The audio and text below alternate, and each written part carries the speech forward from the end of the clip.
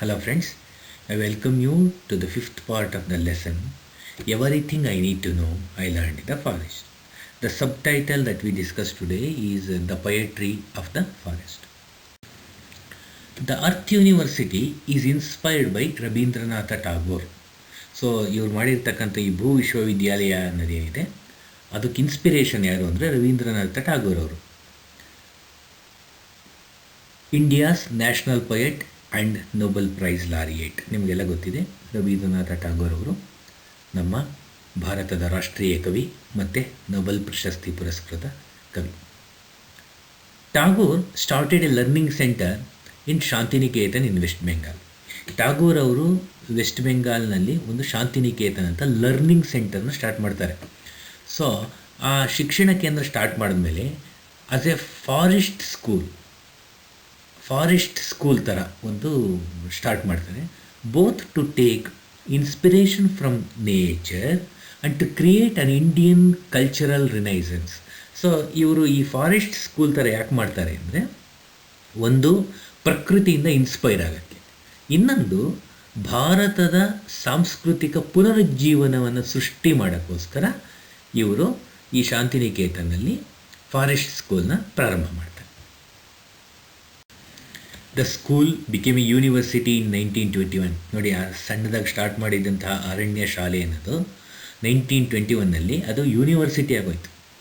Growing into one of India's most famous centres of learning.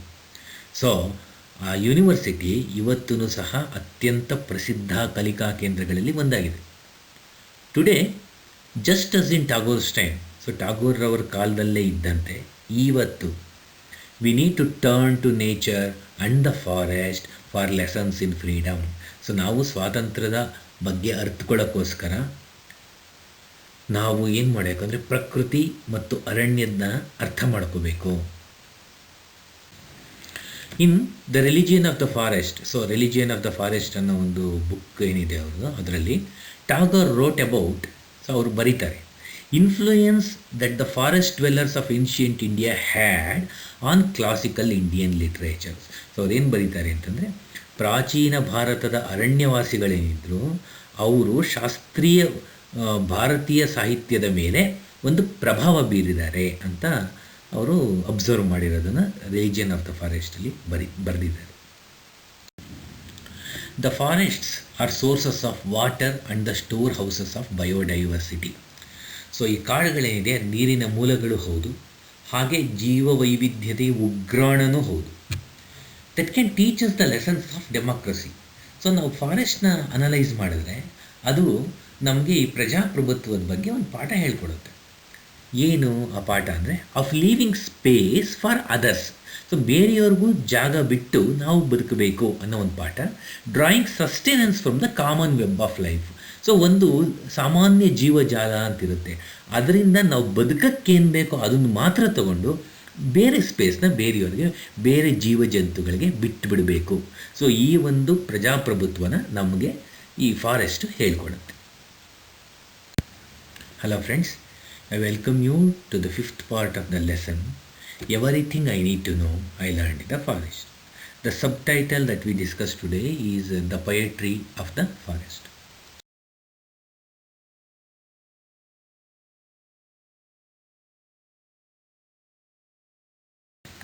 In his essay Tapovan, so Tagore ಅವರು ಬರೆದಿರ್ತಕ್ಕಂತಹ ಒಂದು essay Tapovan ಅನ್ನೋದರಲ್ಲಿ Tagore rights ಬರೆದಿದ್ದಾರೆ ಅವರೊಂದು ಕಡೆ, Indian civilization has been distinctive in locating its source of regeneration. So ಭಾರತದ ನಾಗರಿಕತೆ ಒಂಥರ ವಿಶಿಷ್ಟವಾಗಿ ತನ್ನ ಪುನರುತ್ಪಾದನೆಗೆ ಬೇಕಾಗಿರ್ತಕ್ಕಂತಹ ಮೆಟೀರಿಯಲ್ ಆ್ಯಂಡ್ ಇಂಟೆಲೆಕ್ಚುಯಲ್ ವಸ್ತು ಮತ್ತು ಬೌದ್ಧಿಕ ಮೂಲವನ್ನು has found it in the forest, not the city. So ಅದು ಎಲ್ಲಿ ಹುಡುಕಿದೆ ಅಂತಂದರೆ ಅದು ಕಾಡಿನಲ್ಲಿ ಹುಡುಕಿದೆ, ನಗರದಲ್ಲಿ ಅಲ್ಲ. India's best ideas have come where man was in communion with trees and rivers and lakes, away from the crowds. ಜನಸಂದಣಿಯಿಂದ ದೂರವಿರತಕ್ಕಂತಹ ಮರಗಳು, ನದಿಗಳು ಮತ್ತು ಸರೋವರಗಳೊಂದಿಗೆ ಮನುಷ್ಯ ಸಂಪರ್ಕದಲ್ಲಿದ್ದಾಗ ಭಾರತದ ಅತ್ಯುತ್ತಮ ವಿಚಾರಗಳು ಈಚೆಗೆ ಬಂದಿದೆಯಂತೆ. The peace of the forest, ಕಾಡಿನಲ್ಲಿರುವ ಆ ಶಾಂತ ವಾತಾವರಣ, has helped the intellectual evolution of man. So ಕಾಡಿನ ಆ ಶಾಂತ ವಾತಾವರಣ ಮನುಷ್ಯನ ಬೌದ್ಧಿಕ ವಿಕಸನಕ್ಕೆ ತುಂಬ ಸಹಾಯ ಮಾಡಿದೆ. The forests are sources of water and the store houses of biodiversity. So ಈ ಕಾಡುಗಳೇನಿದೆ ನೀರಿನ ಮೂಲಗಳು ಹೌದು, ಹಾಗೆ ಜೀವವೈವಿಧ್ಯತೆಯ ಉಗ್ರಾಣನೂ ಹೌದು. That can teach us the lessons of democracy. So ನಾವು ಫಾರೆಸ್ಟ್ನ analyse the culture that has arisen from the forest. So ಕಾಡಿನಿಂದ ಹುಟ್ಟಿಕೊಂಡಿರ್ತಕ್ಕಂಥ ಈ ಸಂಸ್ಕೃತಿ ಏನಿದೆ has been influenced by the diverse processes of renewal of life. So ಅಲ್ಲಿ ಕೆಲವು ಜೀವನದ ನವೀಕರಣಗಳು ನಡೀತಾ ಇರುತ್ತೆ, ಅದು ತುಂಬ ವೈವಿಧ್ಯಮಯವಾಗೂ ಇರುತ್ತೆ. ಸೊ ಅದರಿಂದ ಇದು ಇನ್ಫ್ಲೂಯೆನ್ಸ್ ಆಗಿದೆ. Which are always at play in the forest. So ಆ ರೀತಿಯ ರಿನ್ಯೂವಲ್ ಆಫ್ ಲೈಫ್ಗಳು ಫಾರೆಸ್ಟಲ್ಲಿ ಇದ್ದೇ ಇರ್ತವೆ. Varying from species to species, ಜೀವ ಪ್ರಭೇದಗಳಿಂದ ಬೇರೆ ಪ್ರಭೇದಗಳಿಗೆ ಅದು ಚೇಂಜ್ ಆಗ್ತಿರುತ್ತೆ. From season to season. So ಪ್ರತಿಯೊಂದು ಋತುನಲ್ಲೂ ಆ ಒಂದು ನವೀಕರಣ ಸಾಧ್ಯತೆ ಇದೆ. In sight and sound and smell. So ದೃಷ್ಟಿ ಮತ್ತು ಧ್ವನಿ ಮತ್ತು ವಾಸನೆಯಲ್ಲೂ ಸಹ ಅದು ಭಿನ್ನವಾಗಿರುತ್ತವೆ.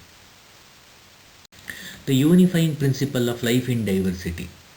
ಸೊ ಜೀವ ವೈವಿಧ್ಯದಲ್ಲಿ ಏಕತೆ ಅಂತ ಏನಿದೆ, ಈ principle became the principle of Indian civilisation. So ನಮ್ಮ ಭಾರತೀಯ ನಾಗರಿಕತೆಯ ತತ್ವನೂ ಸಹ ಇದೇ ಆಯಿತು. ಹಾಗೆಯೇ ನಮ್ಮ ಡೆಮಾಕ್ರಸಿ ಏನಿದೆ, ನಮ್ಮ ಪ್ರಜಾಪ್ರಭುತ್ವದ ತತ್ವವು ಬಹುತ್ವದಲ್ಲಿ ಏಕತೆ, ವಿವಿಧತೆಯಲ್ಲಿ ಏಕತೆ. India's best ideas have come where man was in communion with trees and rivers and lakes away from the crowds. ಜನಸಂದಣಿಯಿಂದ ದೂರವಿರತಕ್ಕಂತಹ ಮರಗಳು, ನದಿಗಳು ಮತ್ತು ಸರೋವರಗಳೊಂದಿಗೆ ಮನುಷ್ಯ ಸಂಪರ್ಕದಲ್ಲಿದ್ದಾಗ ಭಾರತದ ಅತ್ಯುತ್ತಮ ವಿಚಾರಗಳು ಈಚೆಗೆ ಬಂದಿದೆಯಂತೆ. ವಿಥೌಟ್ ಯೂನಿಟಿ ಇಲ್ಲದೆ ಇದ್ದಾಗ becomes the source of conflict and contest. So ನಮ್ಮಲ್ಲಿ ಯೂನಿಟಿ ಇಲ್ಲದೆ ಏನಾಗುತ್ತೆ, ಕಿತ್ತಾಡ್ತೀವಿ, ಕಚ್ಚಾಡ್ತೀವಿ. ಸೊ ಆ ಒಂದು ಸಂಘರ್ಷ ಮತ್ತು ಸ್ಪರ್ಧೆ, ಕಾಂಪಿಟೇಷನು ಬರುತ್ತೆ. So at the same time conflict ಬರುತ್ತೆ ಯಾವಾಗ ಯೂನಿಟಿ ಇಲ್ಲದಿದ್ದರೆ. Unity without diversity becomes the ground for external control. So ಇವಾಗ ಒಂದೇ ಪ್ರಭೇದ, ಒಂದೇ ಜಾತಿ ಆ ಥರ ಏನಾದ್ರು ಇತ್ತು ಅಂತ ಇಟ್ಕೊಳ್ಳೋಣ. ಸೊ ಅವಾಗ ಏನಾಗುತ್ತೆ, ಬೇರೆ ಪ್ರಭೇದಗಳು ಬಂದು ಈ ಪ್ರಭೇದನ ಅಟ್ಯಾಕ್ ಮಾಡೋಕ್ಕೂ ಚಾನ್ಸಸ್ ಇರುತ್ತೆ. The forests are sources of water and the store houses of biodiversity. So ಈ ಕಾಡುಗಳೇನಿದೆ ನೀರಿನ ಮೂಲಗಳು ಹೌದು, ಹಾಗೆ ಜೀವವೈವಿಧ್ಯತೆಯ ಉಗ್ರಾಣನೂ ಹೌದು. That can teach us the lessons of democracy. So ನಾವು ಫಾರೆಸ್ಟ್ನ ಅನಲೈಸ್ ಮಾಡಿದ್ರೆ ಅದು ನಮಗೆ ಈ ಪ್ರಜಾಪ್ರಭುತ್ವದ ಬಗ್ಗೆ ಒಂದು ಪಾಠ ಹೇಳ್ಕೊಡುತ್ತೆ. ಏನು ಆ ಪಾಠ ಅಂದರೆ, of living space for others. So ಬೇರೆಯವ್ರಿಗೂ ಜಾಗ ಬಿಟ್ಟು ನಾವು ಬದುಕಬೇಕು. ಇನ್ ಟಾಗೋರ್ಸ್ ರೈಟಿಂಗ್ಸ್, ಟಾಗೋರ್ ಬರೀತಾರಲ್ಲ ಅವ್ರ ಬರಹಗಳಲ್ಲಿ, the forest was not just the source of knowledge and freedom. So ಅವ್ರ ಪ್ರಕಾರ ಅರಣ್ಯ ಕೇವಲ ಜ್ಞಾನ ಮತ್ತು ಸ್ವಾತಂತ್ರ್ಯದ ಮೂಲ ಅಲ್ಲ, it was the source of beauty and joy. So ಇದೇನೋ ಸೌಂದರ್ಯ ಮತ್ತು ಸಂತೋಷದ ಮೂಲ ಅಂತೆ. ಆಫ್ ಆರ್ಟ್ ಆ್ಯಂಡ್ ಎಸ್ಥೆಟಿಕ್ಸ್, ಕಲೆ ಮತ್ತು ಸೌಂದರ್ಯ ಶಾಸ್ತ್ರದ ಮೂಲವೂ ಹೌದು.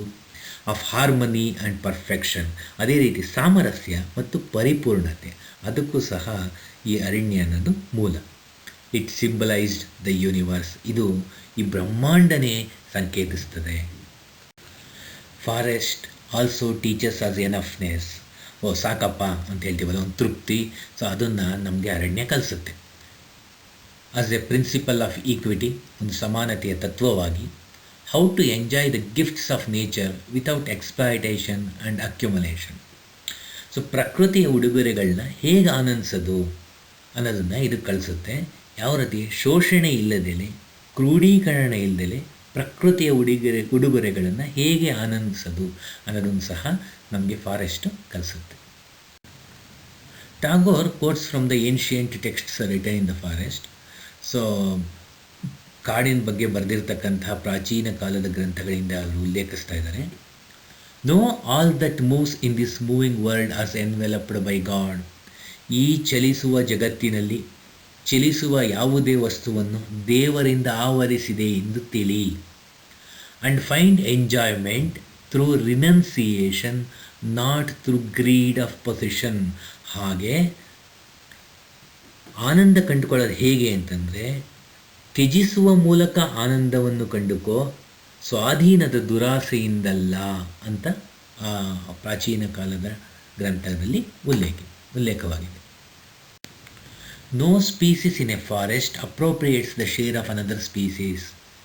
ಕಾಡಿನಲ್ಲಿರುವ ಯಾವುದೇ ಪ್ರಭೇದಗಳು ಸಹ ಮತ್ತೊಂದು ಜಾತಿಯ ಪಾಲನ್ನು ಸ್ವಾಧೀನಪಡಿಸಿಕೊಳ್ಳುವುದಿಲ್ಲ. Every species sustains itself in cooperation with others. ಪ್ರತಿಯೊಂದು ಪ್ರಭೇದಗಳು ಇತರ ಪ್ರಭೇದಗಳ ಸಹಕಾರದೊಂದಿಗೆ ತನ್ನನ್ನು ತಾನು ಉಳಿಸಿಕೊಳ್ಳುತ್ತದೆ. The forests are sources of water and the store houses of biodiversity. So ಈ ಕಾಡುಗಳೇನಿದೆ ನೀರಿನ ಮೂಲಗಳು ಹೌದು, ಹಾಗೆ ಜೀವವೈವಿಧ್ಯತೆ ಉಗ್ರಾಣನೂ ಹೌದು. That can teach us the lessons of democracy. So ನಾವು ಫಾರೆಸ್ಟ್ನ ಅನಲೈಸ್ ಮಾಡಿದ್ರೆ ಅದು ನಮಗೆ ಈ ಪ್ರಜಾಪ್ರಭುತ್ವ, the conflict between greed and compassion, ದುರಾಸೆ ಮತ್ತು ಸಹಾನುಭೂತಿಯ ನಡುವಿನ ಸಂಘರ್ಷ, ಕಾನ್ಕ್ವೆಸ್ಟ್ ಆ್ಯಂಡ್ ಕೋಆಪರೇಷನ್, ವಶಪಡಿಸಿಕೊಳ್ಳುವುದು ವರ್ಸಸ್ ಸಹಕಾರದ ಸಂಘರ್ಷ, ವೈಲೆನ್ಸ್ ಆ್ಯಂಡ್ ಹಾರ್ಮನಿ, ಹಿಂಸೆ ಮತ್ತು ಸಾಮರಸ್ಯದ ಸಂಘರ್ಷ, the Tagore wrote about continues today. So Tagore ಬರೆದಿರ್ತಕ್ಕಂಥ ಈ ಸಂಘರ್ಷಗಳು ಇಂದಿಗೂ ಸಹ ಮುಂದುವರೆದಿವೆ. Hello friends, I welcome you to the 5th part of the lesson, Everything I Need to Know I Learned in the Forest. The subtitle that we discussed today is The Poetry of the Forest.